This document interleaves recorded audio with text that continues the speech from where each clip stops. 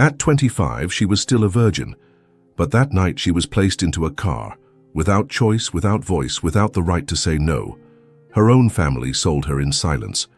When Elena arrived at Alexander Sterling's mansion, the most feared magnate in America, she didn't find a husband. She found a sentence. He didn't want a wife, he wanted revenge. But what Alexander didn't expect was that the woman he wanted to destroy would be the one to teach him how to feel again. And what happens between them will leave you speechless. If this story touches you, leave a like, subscribe to the channel, and share in the comments. Where are you listening to this message from? Your genuine support is what keeps this space alive, where stories like this find hearts like yours. The rain had been falling for hours. Each drop echoed like a ticking clock, as if the sky itself knew that Elena Marlowe's life was about to be stolen from her. Inside the dimly lit car, her hands trembled in her lap. The silk fabric of her dress, chosen by someone else, paid for by someone else, felt foreign against her skin. She didn't belong in it. She didn't belong in this car. But most of all, she didn't belong in the fate that had just been sold in her name. She was 25, a virgin, and her parents had just handed her over to a man known not for love, but for fear. Alexander Sterling. The name was heavy, legendary. In whispered circles of wealth and power, it meant control, revenge, precision. No one crossed him. No one questioned him. He didn't give interviews, didn't smile in photos, and now, for a price her family would never speak of aloud, he would be her husband. Or rather, her sentence. Her mother sat beside her in silence, eyes fixed forward, avoiding the tremor in Elena's breath. Her father had stayed behind. He couldn't even face what he had done. Or maybe he had simply accepted it as the cost of survival. "You must obey him," her mother said suddenly, her voice flat, rehearsed. "He saved your father's legacy. This is what's best for all of us." Eleanor turned her head slowly. Her voice didn't rise, didn't crack, but her eyes did what words never could. "Then why does it feel like I'm being buried alive?" Her mother didn't answer. The gates of Sterling Estate rose out of the fog like the entrance to another world, grand, dark, unwelcoming. Two security guards opened the wrought iron gates slowly, and the car passed through with quiet finality. Behind them, the gates closed again. No turning back. The mansion appeared in the distance, stone, glass, towering structures kissed by grey mist. It was breathtaking and terrifying all at once. The estate was surrounded by vineyards, stretching endlessly in every direction, isolating it as if by design. Elena stepped out of the car on shaky legs. The moment her heels touched the stone path, the front doors opened. He was already waiting. Alexander Sterling stood tall and still, a dark figure framed by the chandelier's glow behind him. Black tailored suit, hands clasped in front of him. No smile, no greeting. Just eyes, piercing, unreadable, locked on her, as if she were a puzzle he had no interest in solving. Elena had imagined this moment 1,000 different ways. Maybe he would offer his hand. Maybe he would look surprised, curious, indifferent. But he didn't move. He didn't speak. He just evaluated her, as if she were merchandise, a contract signed, a possession delivered. The butler stepped forward and took her small suitcase. Her mother placed a final cold kiss on Elena's cheek and whispered, "Make this work." Then she was gone, and Elena was alone. She crossed the threshold of the house with her spine held high, because even if they had sold her, even if her heart was bruised and betrayed, they couldn't take her will. Not completely. Alexander closed the door behind her with a soft, deliberate click. "You're late," he said, his voice low, smooth yet cold. The agreement said 6. Eleanor turned toward him slowly. "You'll have to learn I don't always follow agreements." Something flickered behind his eyes. Not amusement, not anger. Something like interest. He stepped closer. She didn't back away. There was a scent about him, something clean and sharp, like cedarwood and winter wind. His presence filled the room like a storm about to burst. Everything in her wanted to recoil, but still, she stood her ground. She wouldn't give him that. "Your room is upstairs," he said, his voice like metal wrapped in silk. "You'll sleep there." I expect silence, discretion, and no questions about my past. She blinked once. So that's the marriage? Silence and rules? He looked at her unmoved. This isn't a marriage. This is an agreement. Eleanor's jaw tightened. And what did you pay for in this agreement, Mr. Sterling? He studied her again, this time longer. To have something that was taken from me. She didn't understand what he meant. Not yet. But the heaviness in the room. It was suffocating, as if ghosts walked beside them, as if his pain had become furniture. He turned away. Clara will show you to your room. Dinner is at 8. Do not be late again. And with that he disappeared into the hall, as quietly as he had appeared. The maid, Clara, kind eyes, middle-aged, quiet, led Elena through the halls. The interior was as grand as the outside, yet cold. No family photos, no laughter in the walls, just marble, silence and windows too clean to feel human.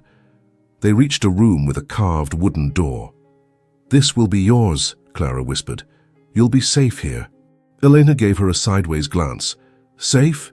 Clara hesitated, then quietly said, "He's not cruel, not if you don't touch the past." But how could Elena live in a house built on secrets and not be tempted by the past? Inside the room, she finally allowed herself to breathe, a deep, broken inhale that carried the weight of everything she couldn't say. She walked to the window. Vineyards stretched beyond the horizon. Beauty, yes, but also solitude. Imprisonment dressed in elegance. She placed her hand on the glass. What had her life become? Sold, delivered, forgotten. And yet, something in her whispered that this was not the end.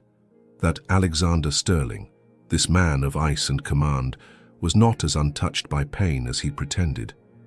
And perhaps, just perhaps, he hadn't expected her. Not her, not Elena, but somewhere in the depths of that house, something was watching, waiting, and her arrival had awakened what even Alexander had buried too deep to name. The morning after her arrival, Elena woke up to silence. Not the gentle kind, filled with birdsong or the breeze, but the kind that presses against your chest like a weight. The room was too perfect. Ivory curtains fluttered gently with the wind from the open window, and the scent of fresh linen lingered in the air like a memory she hadn't lived. For a moment, she forgot where she was, until she sat up and remembered everything. She stood barefoot on the cold marble floor and moved toward the window. Outside, the vineyard stretched out like a painting, neat rows of green vines rolling over soft hills, kissed by mist and sunlight. But despite the beauty, there was something eerie about it all, as if even the wind obeyed Alexander Sterling. A soft knock interrupted the silence. It was Clara again, holding a tray with toast, black coffee, and what looked like unsweetened fruit. "He likes breakfast simple," she said gently. "He assumes others should too." Elena offered a faint smile.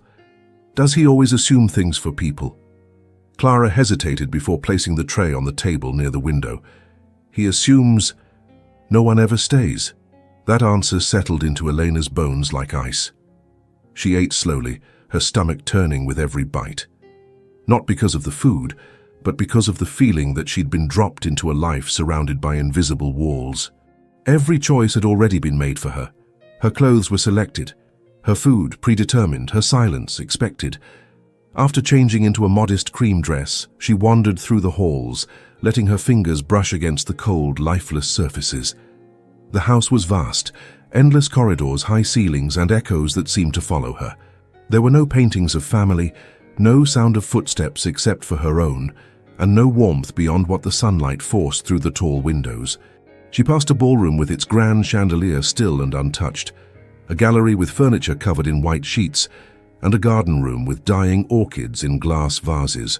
It was as if the house had been frozen in time the day something, or someone, was lost. In the library, her eyes lingered on the titles lining the walls. First editions, dusty leather spines, untouched for years. One book was lying open on the desk. She walked closer and noticed that the page had been carefully folded down. Wuthering Heights. The underlined line read, "Whatever our souls are made of, his and mine are the same." She stared at the sentence for a long time, and then his voice, low and near. "You read Bronte?" She turned sharply. Alexander stood at the doorframe, hands in his pockets, shirt sleeves rolled up, not expecting an answer. "I studied literature before my family lost everything," Elena replied calmly, "but I always came back to this one." "Because you're a romantic?" he asked, expression unreadable. "No," she said, "because I believe in ghosts." There was a pause, his gaze sharpened, like she'd touched on something unspoken. He stepped into the room, his presence making the walls feel closer. "Ghosts," he repeated. "What do you think haunts this place?" She didn't flinch. "Whatever made you stop living in it?" Something in him stilled. She expected him to dismiss her, to throw back one of his cruel, guarded remarks. But he didn't. He just looked at her, long and silent, as if for the first time she wasn't just a pawn in his game. Then, as quickly as he had come, he stepped away from the desk. "I've arranged a wardrobe for you," he said over his shoulder. "Don't change it. I dislike surprises." She almost laughed. "And I dislike being dressed by strangers." He stopped, turned. "Then don't be a stranger." And with that, he walked away. Elena stood there, heart pounding, not because of his words, but because of what she saw when he turned. There was something tired in his posture, something human. A crack in the mask. She moved deeper into the house after he left, feeling watched even when alone. In the western wing, she found a set of double doors that led to a greenhouse filled with wild vines and broken glass. No one had stepped foot there in years. She pushed the door open and walked inside. The scent of damp earth and wilted petals surrounded her like memories. On a bench sat a cracked ceramic pot. Inside it, a single white lily still bloomed. It looked out of place, alive in a room full of loss. She didn't know why, but she reached out and gently touched the petal. "Don't go there alone." His voice again, closer this time. Elena turned and found Alexander watching her from the doorway. His jaw was clenched, but there was something deeper in his eyes. Not anger. Fear. "Why?" she asked softly.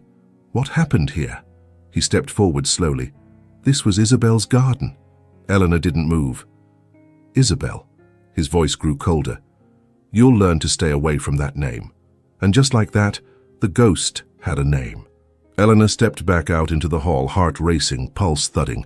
Every word, every glance, every silence between them seemed loaded with more than what was spoken.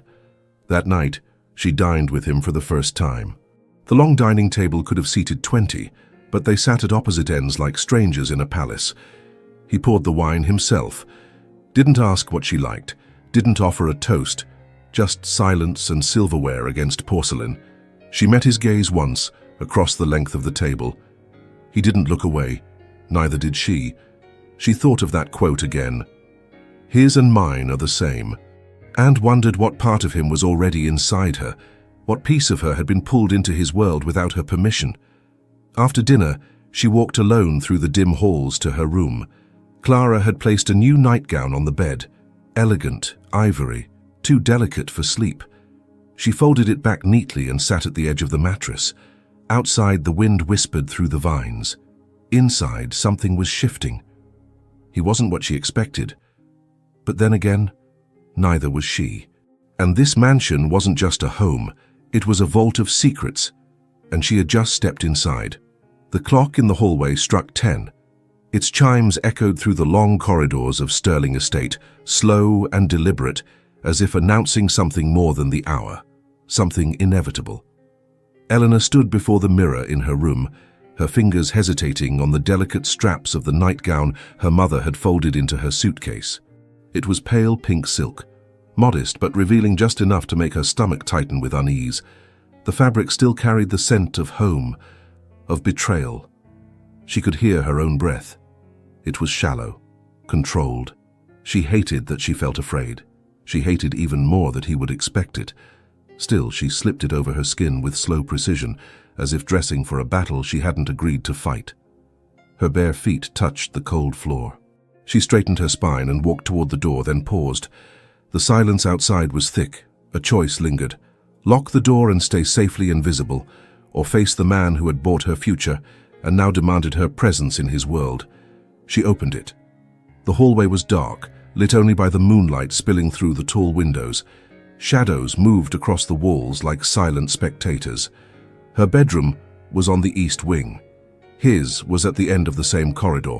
One shared hallway. One shared night. She walked slowly, each step echoing against the marble like a question she couldn't yet answer. When she reached the double doors at the end, she stopped. They were already open. Inside, the room was vast and masculine.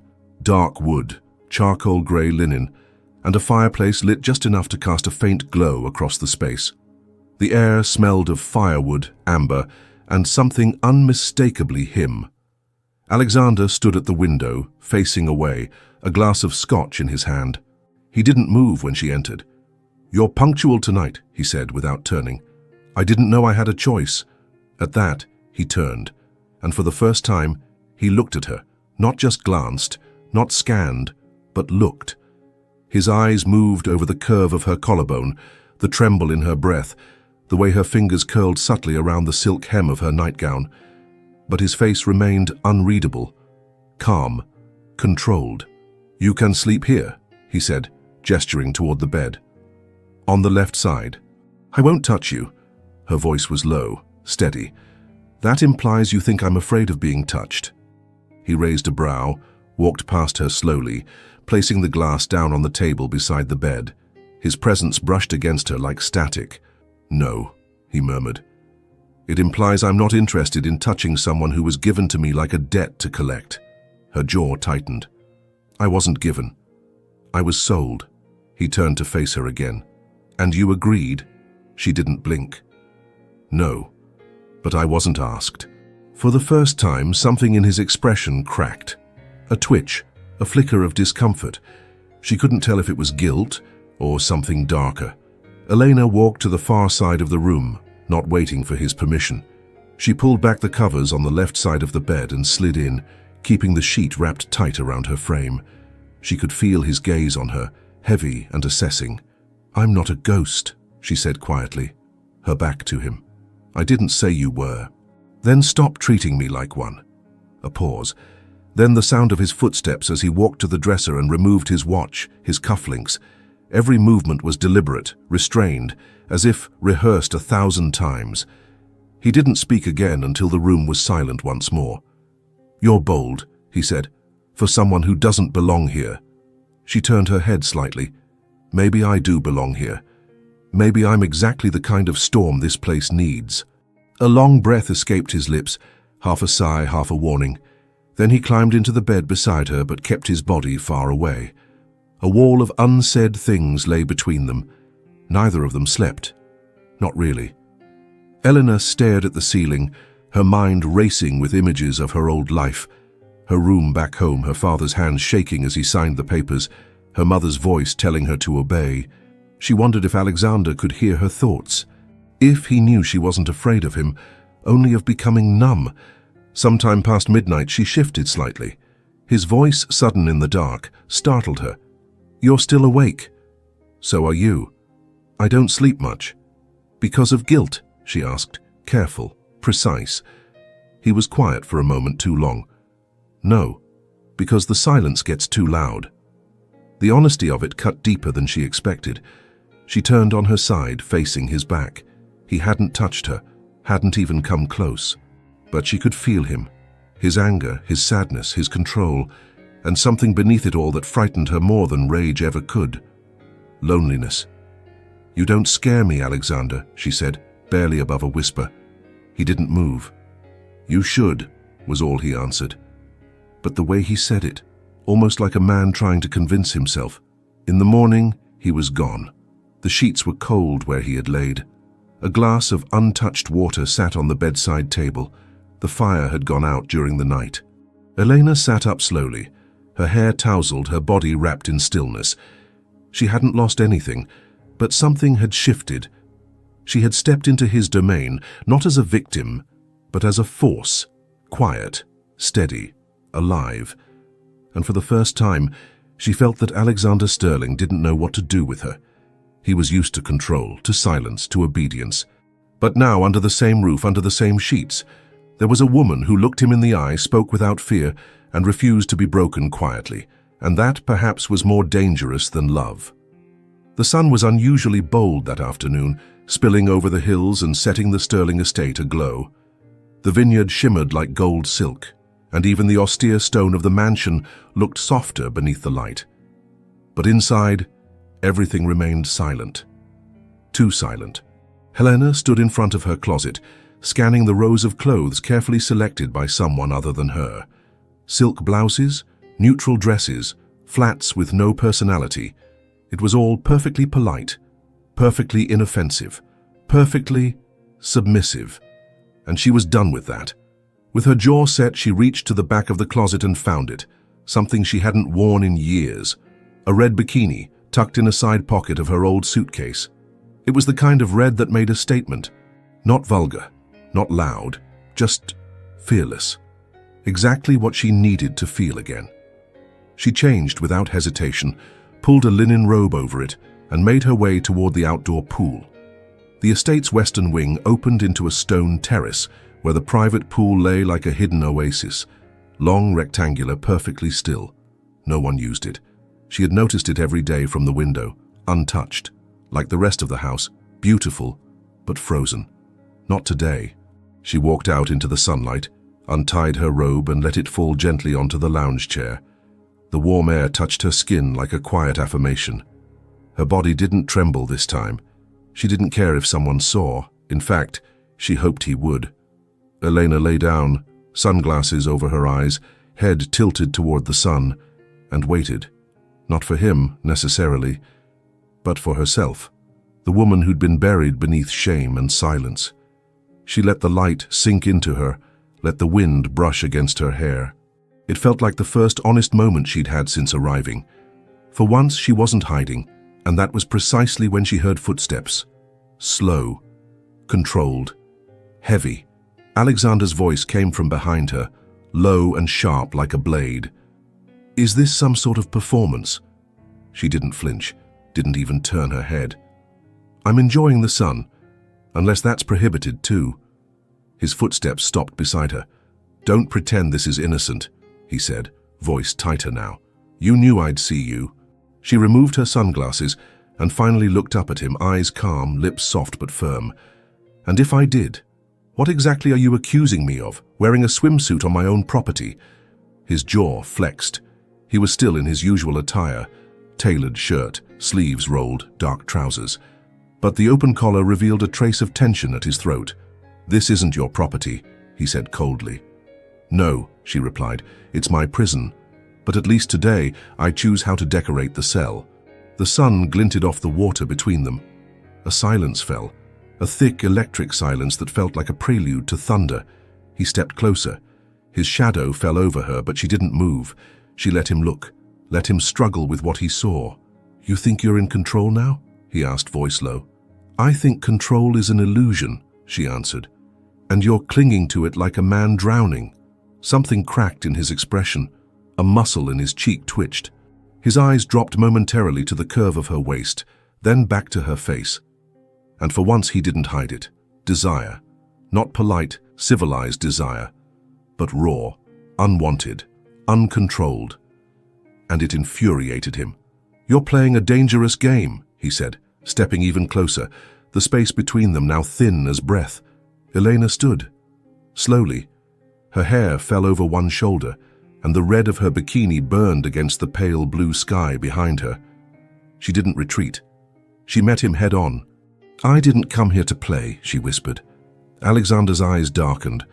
For a moment his hand lifted just slightly, as if he were about to touch her arm, her face, her hair. But he stopped himself. Barely. Instead, he leaned in, his voice brushing her ear. You think this makes you powerful? Tempting the man who owns this house?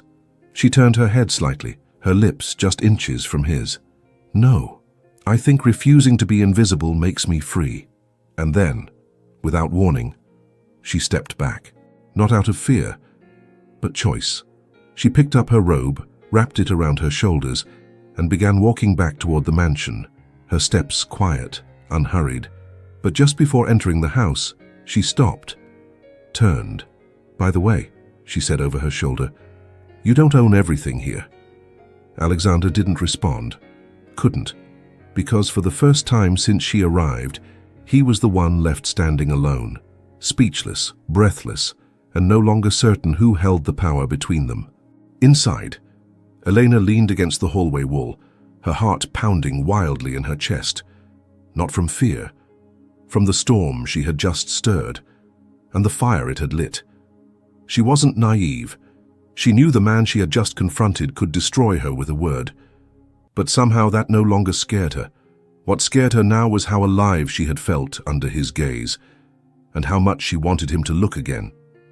Outside, Alexander remained still by the pool, his fists clenched, his thoughts spiraled.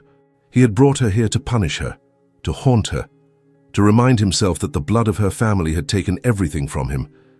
But now she walked with fire in her eyes and rebellion on her skin.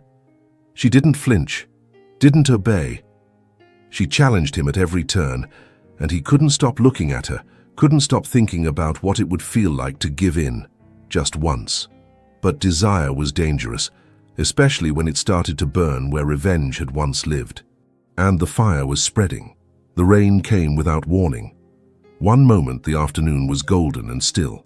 The next, the sky opened with a low grumble and began to weep over the estate. Thick drops tapped against the windows like soft knocks on a door no one wanted to open. Elena stood in the hallway near the grand staircase, watching the storm through the tall glass panes. The vineyard blurred into silver and ash. Somewhere deep in the mansion, a piano note echoed faintly and then stopped, like someone had touched it by accident and remembered too late that music wasn't welcome here. The house felt heavier during the rain, as if it remembered something. Someone. She wandered the halls without a destination. Her fingers traced the grooves of the wooden banisters, then the carved door frames, then the edges of paintings that hung like memories no one talked about. They were mostly landscapes, still cold, impersonal. Not a single face among them. Until the library. It was the only room that felt alive. The door creaked open, and Elena stepped inside. The scent of leather, paper, and time wrapped around her. Shadows stretched along the shelves like secrets keeping each other company. She'd been here before briefly, but now she walked deeper. Near the far wall, a small alcove caught her attention, lined with antique volumes and bound journals. She pulled one from the shelf and opened it, revealing pages filled with elegant slanted handwriting. Notes about wine cultivation, business, legal formulas, all meticulous, all cold. She slid it back into place. Then, on the lowest shelf, something else, a wooden box tucked between books. Curious, Eleanor pulled it free. Inside, Polaroid photographs, old, faded, and worn at the edges. A woman in her 20s, standing barefoot in the garden. Dark hair, a bright smile, and eyes that sparkled with wildness. In another photo, the same woman laughed with a man whose face had been torn from the image. One photograph, however, remained untouched. The woman stood in front of the fountain just outside the greenhouse, holding a white lily. She looked radiant. On the back of the photo, a name written in delicate ink. Isabel Hartman. Eleanor's breath caught. The name felt like thunder, even in silence. She stared at it for a long time. Why was this hidden? Why did Alexander flinch when she had stepped into that part of the house? Why did no one speak of this woman? She didn't hear the door open, didn't sense his presence until his voice cracked the stillness behind her like a whip. "Put that back." Elena froze. She turned slowly to find Alexander in the doorway. He was soaked from the rain, his shirt clinging to his skin, hair damp, jaw clenched. He looked different, disheveled, exposed. "You're not supposed to be in here," he said, stepping forward. She didn't move. "Why? Because this is where the truth lives?"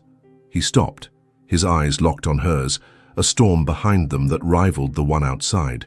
"That name," he said slowly, "is never to be spoken in this house." Elena held the photo tighter. Who was she? His voice was low. "Put it back." But she didn't. Was she your wife? Silence. Your lover? Nothing. Elena stepped forward now, her voice rising slightly, trembling not with fear but with something else, an ache, a need to understand why this man, this mansion, this life, was so deeply buried in shadows. "She had your eyes," she whispered, "the same sadness." Alexander reached out and snatched the photo from her hand, crushing it between his fingers. "I told you. I want to know what I've been dragged into," Elena snapped. "You brought me here. You married me without love, without choice, without meaning. And yet there's meaning everywhere I look. Every silence in this house is screaming her name." He turned away, jaw tight, breathing hard. Rainwater dripped from his hair, down his temple. He ran a hand through it as if trying to shake something loose. Grief, rage, memory. "She died," he said finally. The words were simple, but they carried a weight that bent the air between them. "She was in a car," he continued, eyes locked on the fireplace now. "A rainy night, curved road. She was on her way to meet me. The other driver ran a red light." Elena's voice dropped. "And?" Alexander's shoulders tensed. "It was your parents' car." A silence so thick fell that Elena felt like it might smother her. She couldn't speak, couldn't move. He turned to her again, and his voice no longer held venom, but something worse. Hollow grief. They survived. She didn't. The crack in his soul had a name now. Isabel. "I loved her," he said, "and I buried her with everything I believed in." Elena stepped back, heart pounding. The room swayed slightly. "So that's why I'm here," she whispered. "That's why you chose me." He nodded once, slowly. This wasn't about marriage, or business, or even power. His eyes met hers.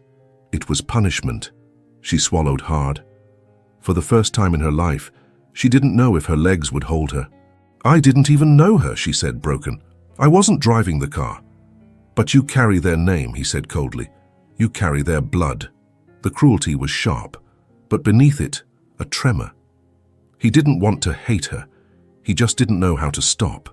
Eleanor turned toward the door, but before leaving, she looked back, voice soft, stripped.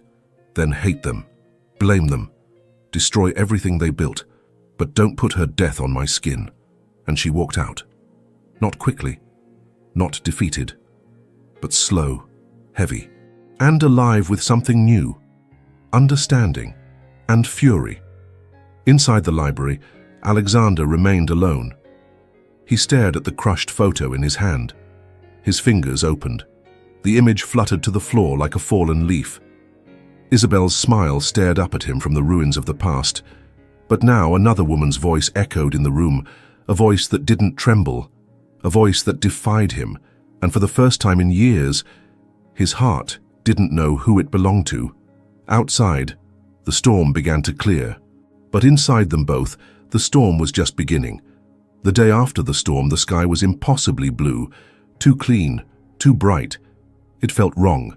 Eleanor stood on the balcony just outside her room, arms wrapped around herself, staring at the vineyard that now looked like another planet. She hadn't spoken to Alexander since the confrontation in the library, but his words, it was punishment, echoed louder than anything he could have screamed.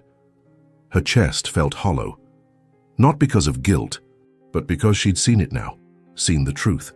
She had been a placeholder for grief, a symbol for something broken, and she couldn't unsee it. That afternoon, Clara entered the room with cautious steps. "Mr. Sterling asked to see you in the study," she said quietly. Eleanor didn't respond right away. She just nodded once and walked barefoot down the hall. The study was dim. Heavy curtains blocked most of the light. Books lined the walls, and a single decanter of whiskey sat untouched on the mahogany desk. Alexander was standing by the window, as if he'd been rehearsing this moment for hours. He didn't turn when she entered. "I know you hate me," he said. She stayed silent. "I don't expect you to understand," he added. "I don't need to understand," Elena replied, voice even. "But I deserve the truth." He finally turned, and in his eyes, less fire, more ash. "I didn't plan to marry anyone," he began. "Not again. Not after Isabel." He sat down slowly, folding his hands as if to keep them from shaking. "After the accident, I wanted revenge. Not on the world, on something tangible, On someone I could look in the eye. He looked at her now. You. She swallowed hard. I wasn't there that night, she said. I didn't even know it happened until years later. I know, he admitted. That's what makes it worse. Eleanor blinked, confused. Worse? You're innocent. Entirely. And I still wanted to punish you. The honesty knocked the breath out of her. She sat in the chair across from him, knees tight, hands clasped. Then why do it? She asked, eyes fixed on his. Why marry me? His voice broke slightly. Because I wanted your family to owe me. I wanted them to look at you and see the price they paid for their sins. I wanted your father to hand you over like a pawn. And he did, Elena whispered, the bitterness sharp. Without hesitation, Alexander leaned forward, elbows on his knees. But I didn't expect you, he said. Not the way you walked into this house. Not the way you looked at me. Not the way you didn't break. Her breath caught. I wanted you to hate me, he continued. It would have made it easier. But you didn't scream, you didn't beg, you just stayed. Because I didn't come here to survive, she said. I came here to understand. Their eyes met, and for the first time something passed between them that wasn't vengeance. It was pain. Shared pain. You see her in me, don't you? Elena asked. Alexander nodded slowly. Sometimes. The way you stand. The way you look at the world like it hasn't yet earned your trust. He ran a hand through his hair. But you're not her, and that terrifies me. Eleanor stood, walked to the window. Her reflection stared back at her in the glass, pale, uncertain, but still standing. How you built a prison, she said, not looking at him. But you forgot that some people don't just sit inside cages. They start shaking the bars. He rose too. Elena. No, she said, turning around. Her voice was strong now. You don't get to break people just because you were broken. You don't get to bury me in your grief. He stepped forward, stopped. I don't want to hurt you anymore, he said. But you already have, she replied, softer now. Silence. A fragile, aching silence. Then she added, You lost the woman you loved, but you don't get to choose another woman to carry your grief. Alexander looked down, chest rising and falling like a man drowning just beneath the surface. I know, he said. I just didn't know how to stop missing her until you walked in. Elena tilted her head, and now? He looked up, and for the first time, he didn't hide. I don't miss her the same way. It wasn't a declaration of love. It wasn't even forgiveness. But it was something, real and terrifying. She stepped back. I'm not her, she said. I know. I won't save you. I know, but I won't let you destroy me either. Their eyes locked for one last second, and she left the room. Not as a prisoner, but as someone who now saw everything. The man, the monster, and the boy beneath them both, grieving, lost, and dangerously close to something else entirely. Feeling. That night, Elena sat on the floor of her room, her back against the wall, hands trembling in her lap. She didn't cry. There were no tears left. Just the steady, quiet realization that the game had changed. She was no longer just a piece in someone else's story. She was becoming the author of her own, even if it meant tearing every page apart to rewrite the ending. Downstairs, Alexander poured himself a drink he wouldn't finish. He stood alone in the dark, holding a photograph he hadn't touched in years. And for the first time, he whispered her name without pain. Because something else had taken root, something terrifying, something alive. The invitation arrived in a black envelope, thick and elegant, placed neatly on her bedside table. Eleanor Sterling, it read. Formal, clean, cold, just like everything in this house. It was for a gala hosted by one of Alexander's business partners, some charitable event in Napa Valley, filled with crystal chandeliers and fake smiles. But the truth was unspoken. This wasn't just a night of appearances. It was a test. He wanted to see if she could play the role of his wife, the obedient, elegant, quiet trophy beside him. And she had every intention of attending, just not the way he expected. Elena stood in front of the closet that evening, staring at the array of dresses chosen for her. Pastel tones, conservative cuts, fabrics that whispered wealth without voice. Not one of them had teeth. She reached into the back of the wardrobe.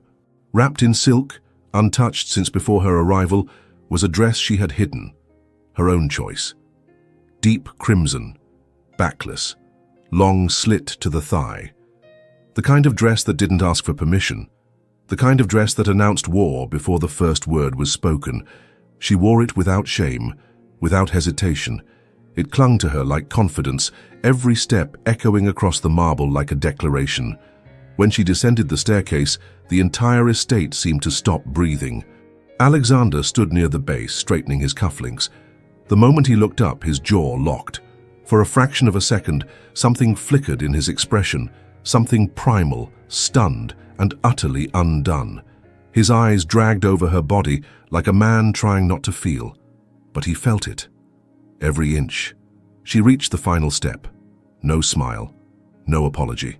"Is this appropriate?" she asked calmly, her voice silk over fire. His voice was lower, controlled. "Change." "No." "Elena." She stepped closer. The scent of her skin, soft florals, warm skin, a hint of rebellion, wrapped around him like smoke. "You don't own my choices," she said. "Not anymore." He stared at her like he didn't recognize the woman in front of him. And maybe he didn't. She wasn't the girl who had arrived trembling with fear. She was something else now. Something he had accidentally created. Powerful, unforgiving, irresistible. In the car, he said nothing. Neither did she. The silence between them wasn't empty. It pulsed like a second heartbeat. And when they arrived at the gala, the whispers began the moment she stepped from the vehicle. Elena Sterling, red dress, bare back, eyes like knives wrapped in velvet. She moved through the crowd like someone who belonged there, but didn't bow to it.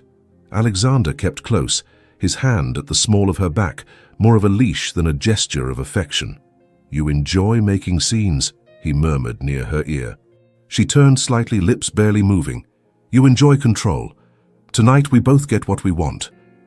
But what he wanted was shifting, and that terrified him. They danced once, her hand in his, their bodies near, but not touching fully. Everyone watched. No one spoke. And in that silence, their eyes said things their mouths never could. By the time they returned home, the tension had reached its breaking point. Alexander opened the door with more force than necessary. The sound echoed down the hall like a shot. Elena walked past him unhurried, heels clicking softly. He closed the door behind them. Then the explosion. "What the hell was that?" he snapped, voice low but shaking. She turned slowly. "That," she said, "was me. Not your puppet, not your shadow. Me." He stepped forward. "You think this is a game?" She didn't back down.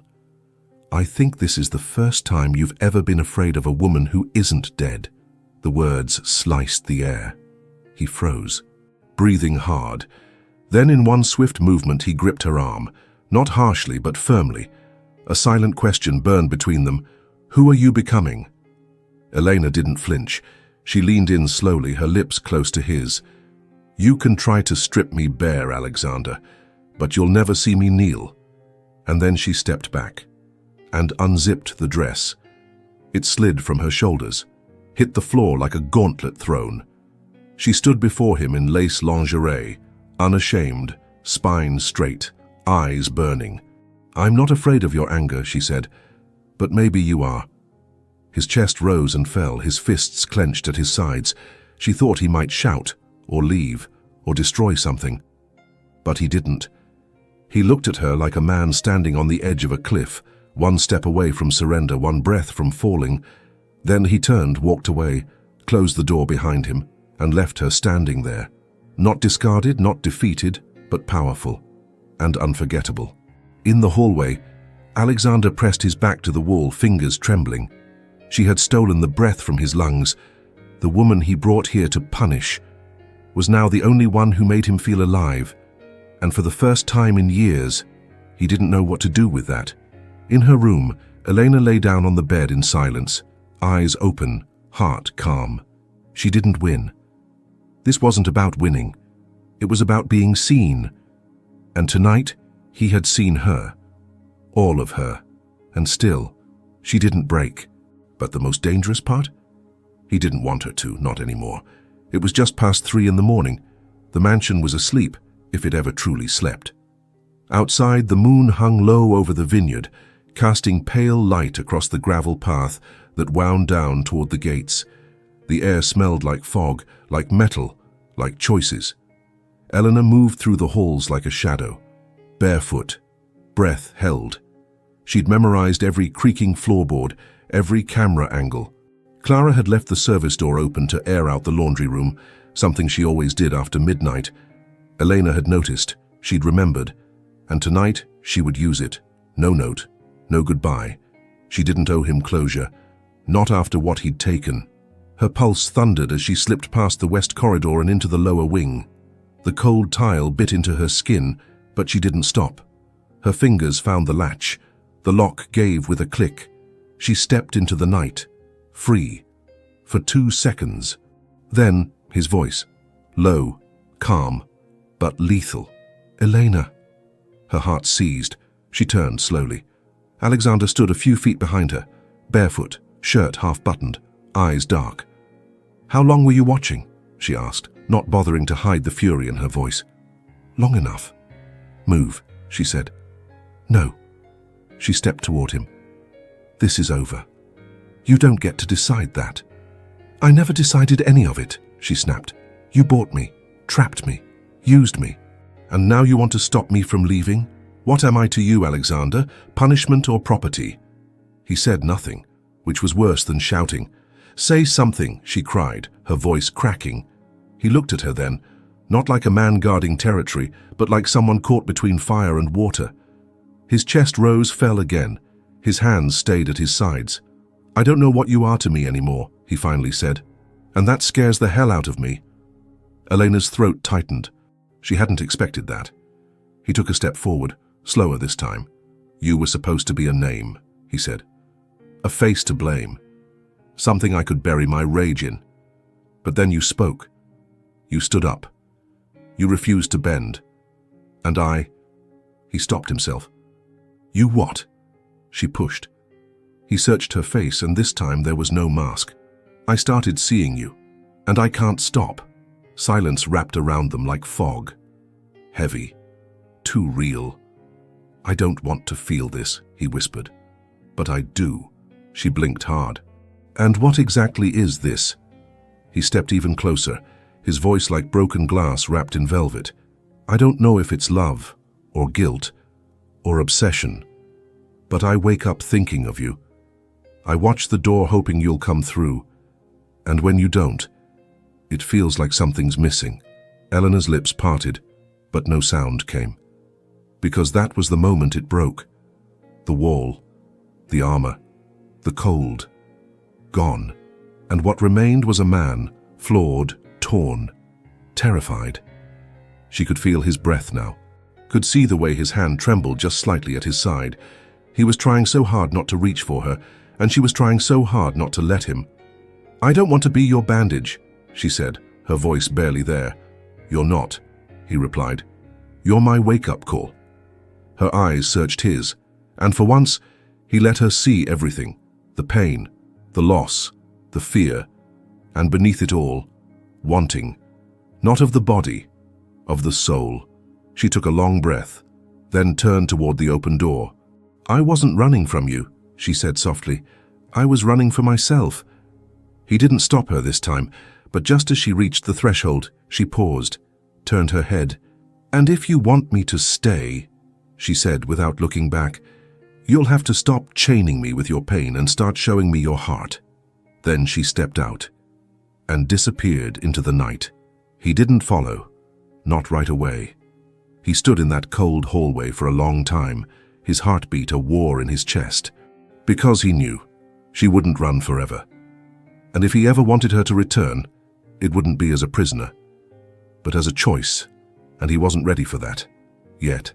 Out in the vineyard, Elena sat beneath a tree as dawn began to stretch over the hills. The sky turned lavender, the vines whispered, and for the first time since arriving, she didn't feel trapped. Not by him, not by the past, but free to choose. And that was more terrifying than any locked door, because now she had the power. And he knew it. It happened just after midnight. Elena was returning from the garden. Her hair was damp from the mist, her hands stained slightly with soil. She had gone out to clear her thoughts, to put space between her and Alexander, between all the words he'd left unsaid. The house was dark when she entered. Too dark. Clara usually left the entry lights on, but tonight they were off. A hum of unease crept under her skin. She stepped into the foyer, her bare feet quiet against the marble, and called softly, "Clara?" No answer. Just the ticking of the old grandfather clock and the whisper of wind through the half-cracked window. She took a few steps further when she heard it. A thud, sharp, muffled, and then a voice, male, rough, low, and not Alexander's. Her breath stopped. A shadow moved down the hall. Eleanor's heart leapt into her throat, and without thinking she turned and ran, through the back corridor into the dining room, nearly knocking over a vase. Her chest pounded as she searched for something, anything to defend herself. The door slammed behind her. She whirled around. A man stood in the doorway, masked, tall, holding a crowbar. "Where's the safe?" he demanded. Her mouth opened, but no sound came. He stepped closer. She backed away, trembling now, every nerve on fire. "I said—" He didn't finish, because in that moment, a blur of movement came from behind, fast, brutal, precise. Alexander. He tackled the man to the ground, the crowbar skidding across the floor with a clang. They struggled, fists, elbows, chaos. But the intruder was stronger than he looked. He got the upper hand, grabbed Alexander by the collar, and slammed him into the sideboard. Eleanor didn't think. She didn't scream. She moved, fast. She picked up the broken glass vase beside her and slammed it into the man's head. Once. Twice, he crumpled. Silence fell, jagged and surreal. Alexander staggered back, breathless, blood on his knuckles. Elena stood frozen, her chest heaving, glass shards cutting into her palm. He looked at her, and something in him broke. Not in anger, not in fear, but in awe. "You—" he started, then stopped, eyes wide. "You saved me." She didn't reply. She couldn't, because her whole body was trembling. Adrenaline, terror, something else.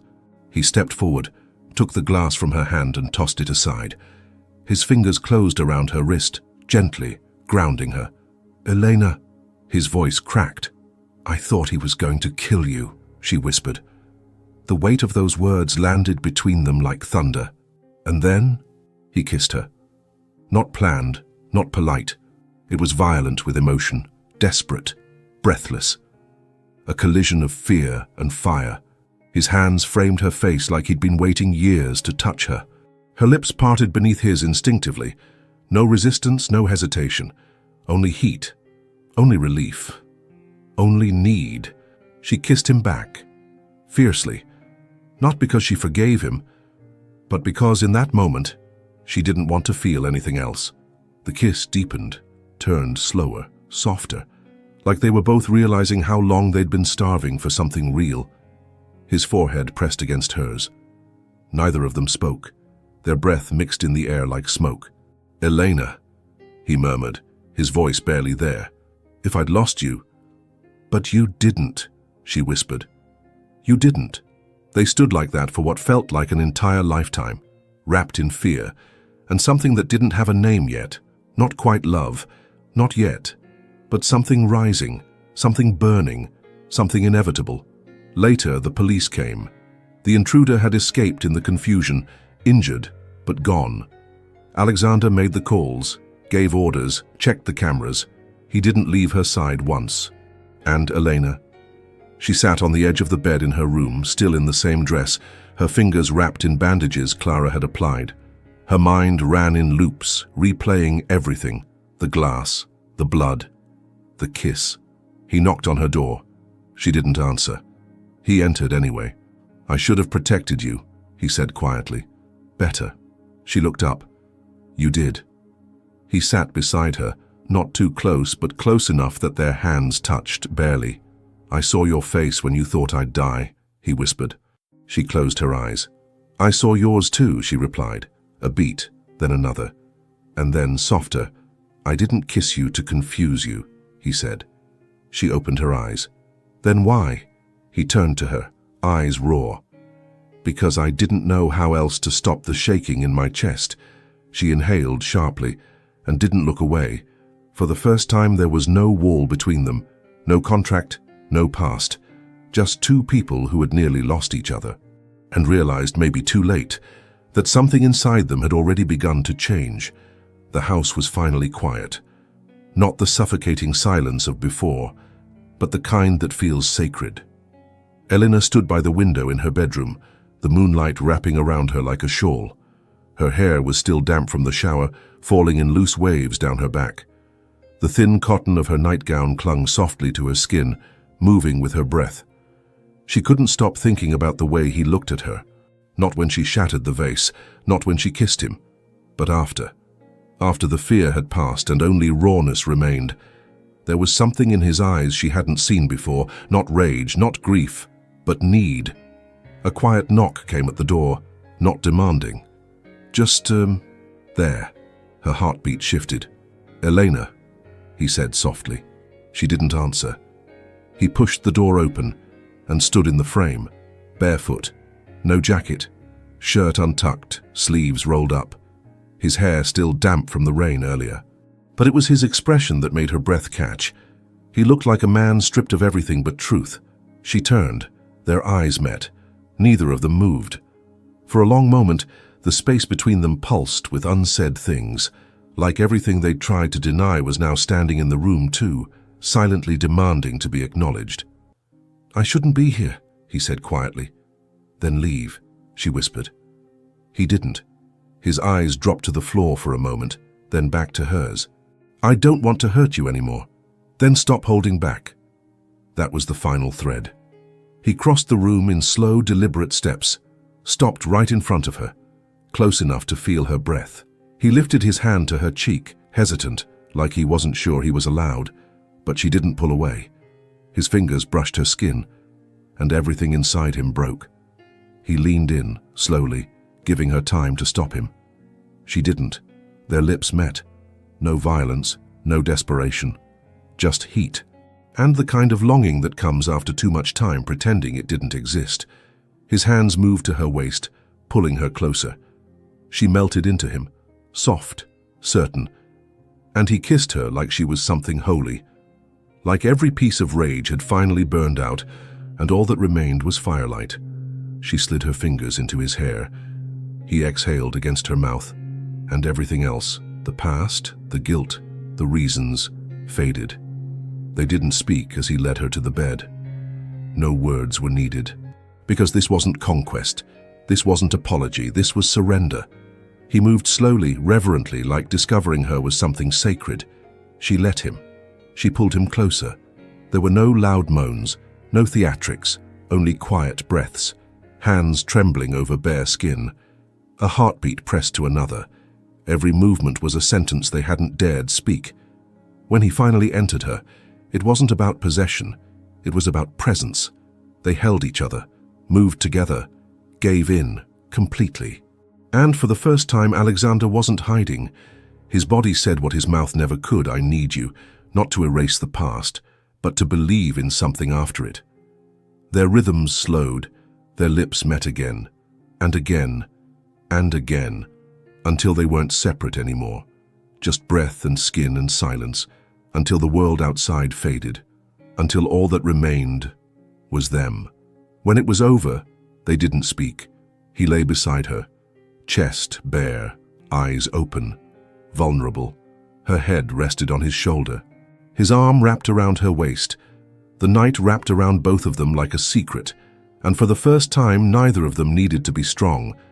They just needed to be. Later, when the moon had moved higher in the sky, she whispered, "Why did you come?" He turned his head, looked into her eyes. "Because I couldn't stop thinking, what if tonight was the last time I had the chance to show you I'm not him anymore?" She blinked slowly, a tear escaping down her cheek. "I didn't expect to feel this," she said. "Not here, not with you." He brushed the tear away, voice barely audible. I didn't expect to deserve it. And in that silence, in that stillness, they both knew.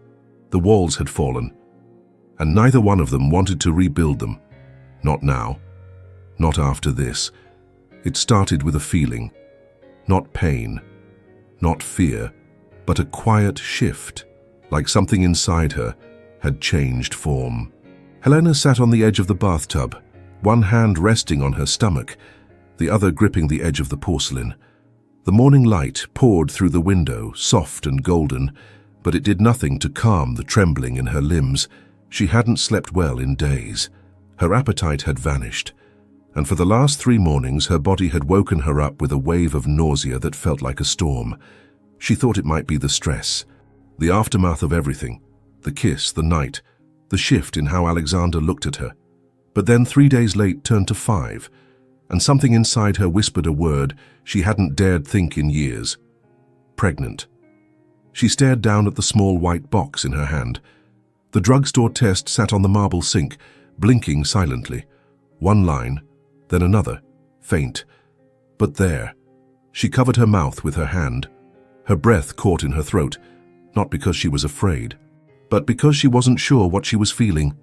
A sob built in her chest, not of sadness, not even of joy, but something deeper. She was carrying life. Inside this house where everything had begun with death, something had chosen to bloom. She didn't tell him right away, not that day. She walked through the vineyard alone for hours, her fingers brushing the vines like they were pages in a book she hadn't yet read. The wind was gentle, the sky wide. And for the first time since arriving, she felt full, not with answers, but with possibility. She spent the afternoon in the sunroom, sketching quietly. Her fingers moved without thought, shapes, curves, outlines of something that looked like a home, a real one, with color and windows open, with laughter, and a crib. When Clara came in with tea, she paused beside her. "You're glowing," she said gently. Elena looked up, startled. Clara smiled softly. "You don't have to say it. I see it." Elena lowered her eyes. "I don't even know what I am to him," she whispered. "And now there's this." Clara sat beside her, placed a hand over hers. "You're not what you were," she said. "You never were a possession, and you're not just a symbol of his pain." "Then what am I?" Clara met her gaze. "A beginning." That night Alexander came home late. He looked tired, distracted. But when he saw her waiting for him by the fireplace, barefoot in a soft dress, hair loose, he stopped mid-step. "Elena?"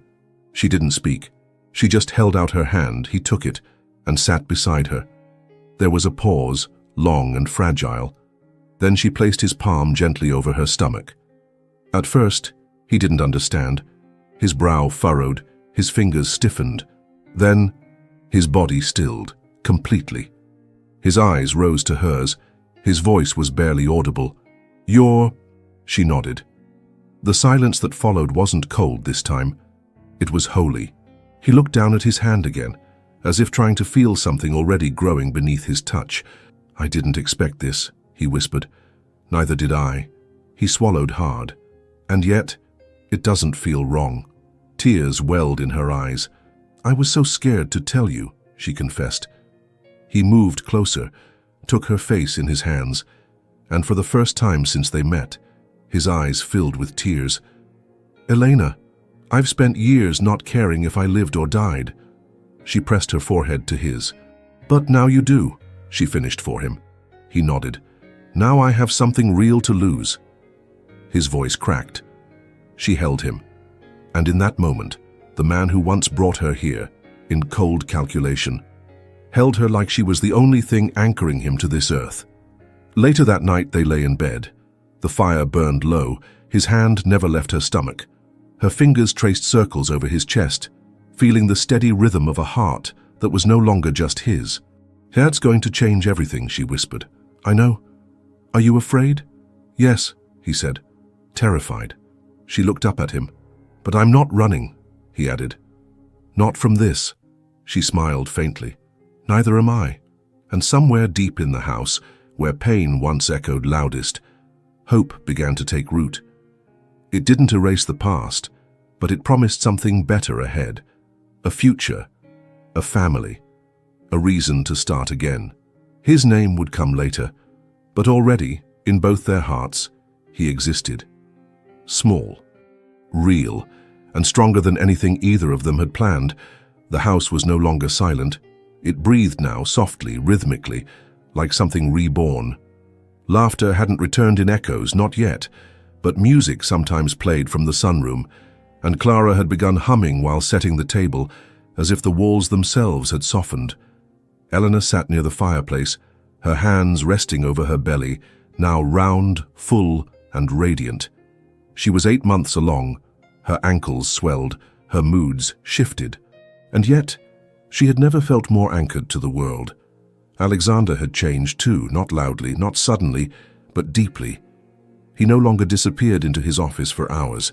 He asked questions, listened, learned how to boil water without burning it, how to rub her back without her needing to ask, how to hold her hand when fear crept in during the night, and most of all, how to be present. Sometimes she'd catch him watching her from the doorway. His gaze wasn't hungry, or proud, or possessive. It was quiet, humbled, full. One afternoon, as she rested in the garden, he knelt in front of her and placed both hands gently on her belly. "What do you think he'll be like?" he asked. She smiled. "Nothing like us, I hope." He kissed her stomach softly. Or maybe the best of both. Her throat tightened, because that was what she hadn't expected, to love him like this. Not because she'd been broken, but because he had let himself break too. And in the ruins of who they were, they had built something neither of them knew how to name, until the night Gabriel came. It was storming again, like the night she arrived, but this time the wind didn't frighten her. It began with a sharp cramp that pulled her from sleep, then another, then a flood of water and a cry in the dark. "Alexander!" He was at her side in seconds, panic barely veiled.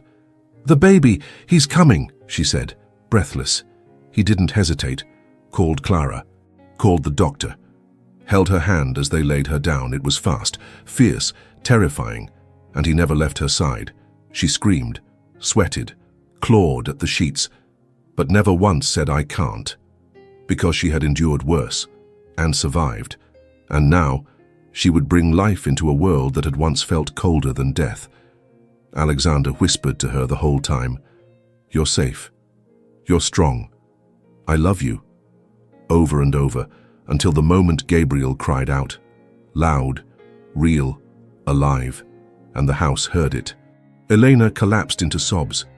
Alexander held his son in trembling arms, speechless, undone. He placed the tiny body into her chest and kissed her forehead, breathless. "I've never deserved this," he whispered. And she looked at him, hair damp with sweat, eyes red from tears, and said, "But you stayed. That's how you earn it." They named him Gabriel Sterling, because he came with wings they couldn't see but could feel in every heartbeat. The days after his birth were tender, chaotic, and luminous. The once cold mansion now echoed with baby cries and lullabies, with soft laughter and late-night footsteps. Alexander walked the halls with Gabriel cradled to his chest. He had stopped wearing armor, stopped hiding behind silence.